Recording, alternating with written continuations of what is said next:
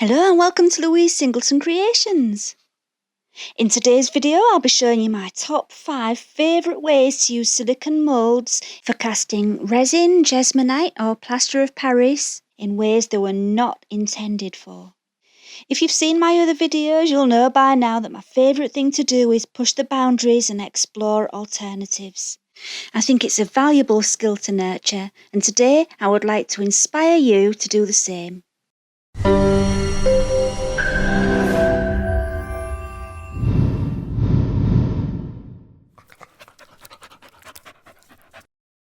Number 5, the partial fill. By partially filling moulds, you can achieve a variety of results. With this large pot mould, I was able to make a frame, which I thought would be really useful for making a plaster relief flower plaque.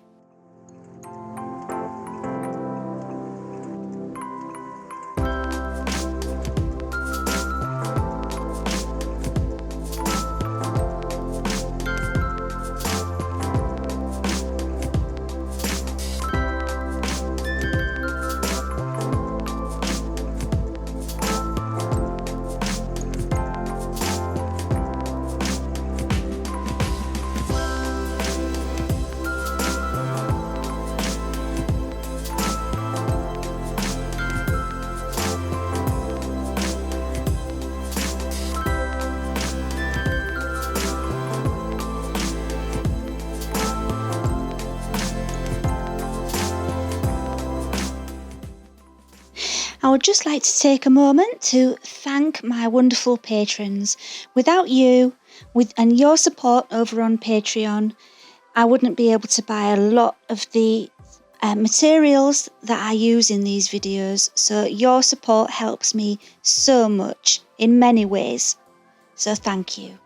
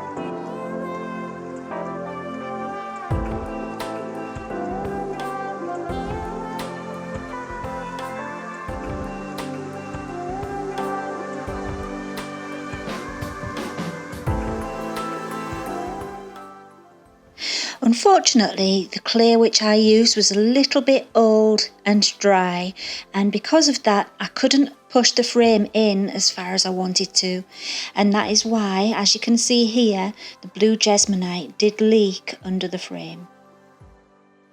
But fortunately, because I hadn't left it for too long after pouring the Jesmonite, it was still warm and I was able to just use a sharp knife just to lever off where the blue had attached to the white frame, and it came off quite easily.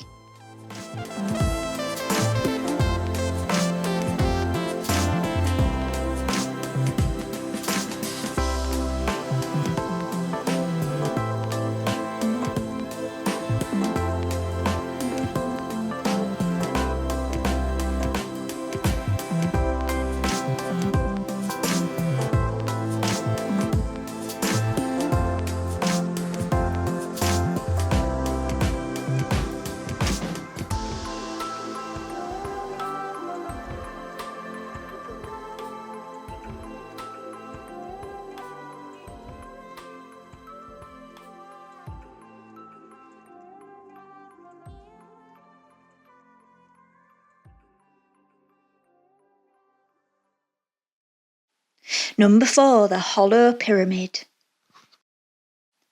For the full tutorial on how I devised this method, just click the link up in the top right.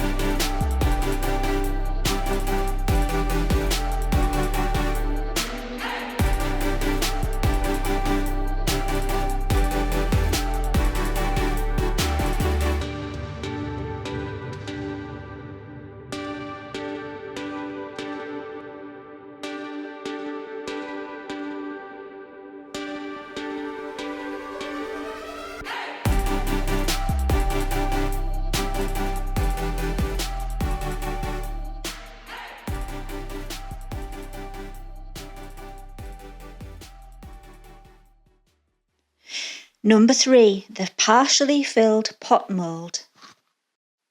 By part filling this mould, you can make small pots, bangles and coasters.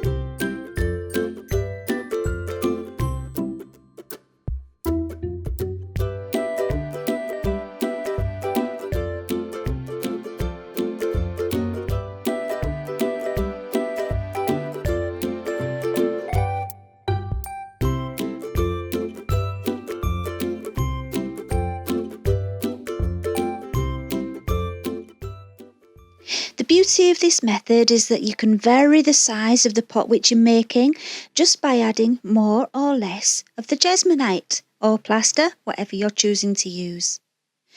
All you need to do to finish it off is block the bottom with some sticky back plastic and add a small amount just to cover the surface of the bottom, and then you will have your small pot.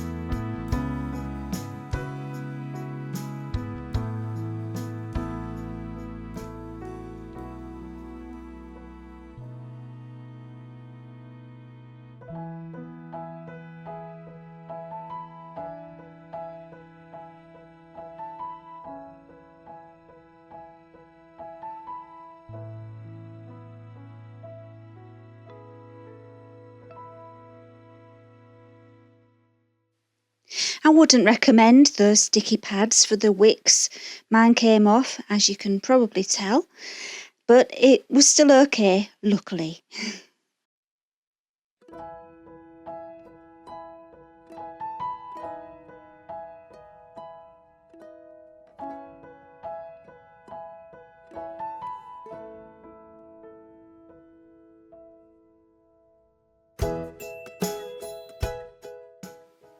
After part filling the pot, I decided to part fill the lid as well, just to see if it would make a good coaster.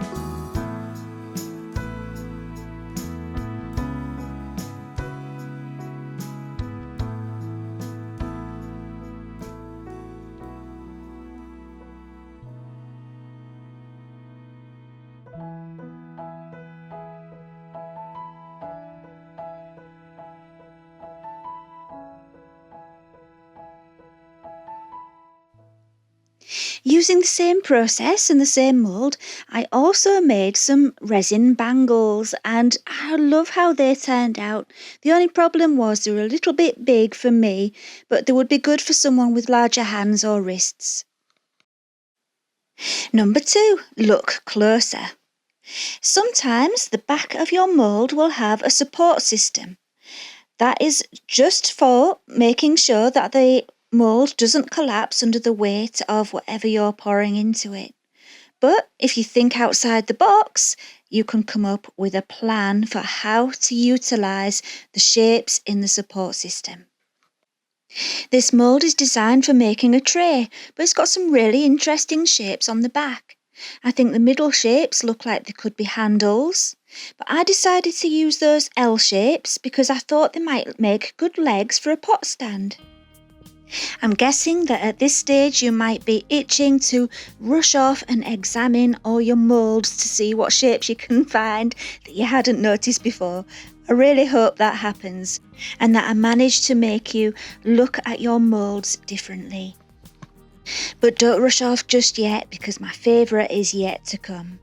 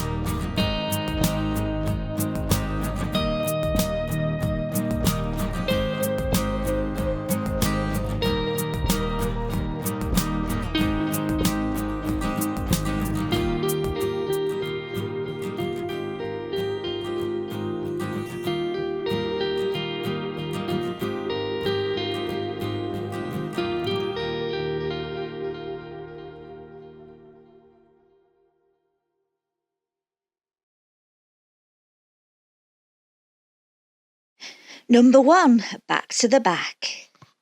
Using the back of the mould again to make a really cool pencil rack.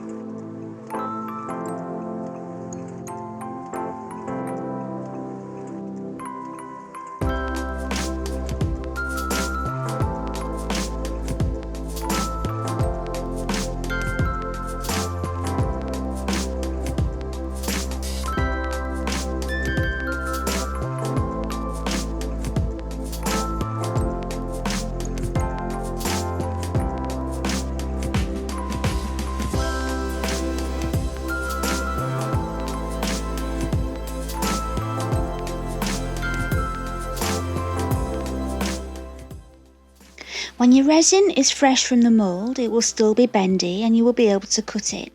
You will need to leave it a day or 2 maybe for it to become rigid to make it into your pencil rack.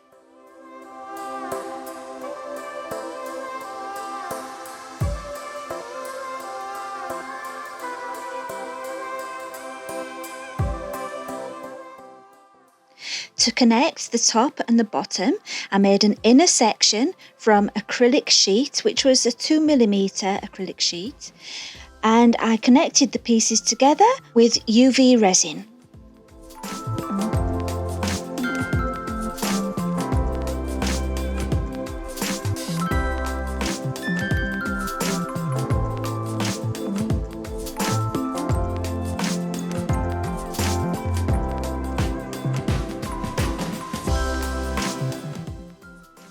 I made the inner section so that it would fit within the border of holes, so that there were holes all around the inner section. The reason for that was so that once the pencils were in the rack, they would hide the inner section and they would almost have the effect of floating without any support.